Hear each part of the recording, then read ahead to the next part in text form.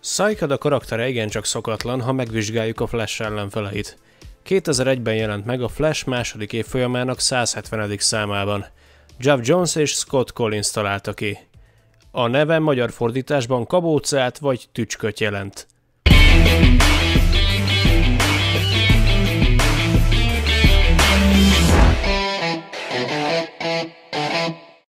David Hersh 1890-ben született, mérnökként és lelkészként dolgozott a Szent János katolikus templomban. Eléggé üldözési mániás volt, indulatos felszólalásaival még a feleségét is eltaszította magától. Feleségét, a kétségbe esett Elizabethet megölte, majd elborzadva saját tettétől öngyilkosságot akart végrehajtani, amikor váratlanul belé csapott a villám. Túlélte és felfedezte magán, hogy képes mások életerejét elvenni, és ezzel jelentősen megnövelni a saját élethosszát, akár évszázadokon át.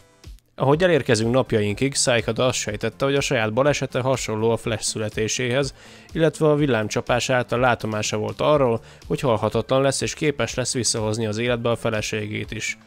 Hersh képessége az, hogy villámhárító módjára képes mások életerejét elnyelni pusztán egy érintéssel, vagy villám alakú törjének a segítségével. Ennek köszönhetően teste gyorsan gyógyul, illetve a sok száz megölt ember életerejének elnyelésének hála halhatatlan lett. Éveken át egy szektát épített maga köré, és arra készült, hogy beteljesítse a látomását. A szektások olyan embereket gyilkoltak meg, akiket a Flash megmentett, érintkezett velük, életerejüket pedig villámalakú törrel vették el. Magenta segítségével rátámadt a Flashre, elrabolták őt. Psychod meglátta a víziót erről a biztató jövőről, és az elrabolt emberek, illetve Wally West a Flash testéből kinyert életenergia segítségével sikerrel végrehajtotta a lehetetlent, visszahozta az életbe a feleségét.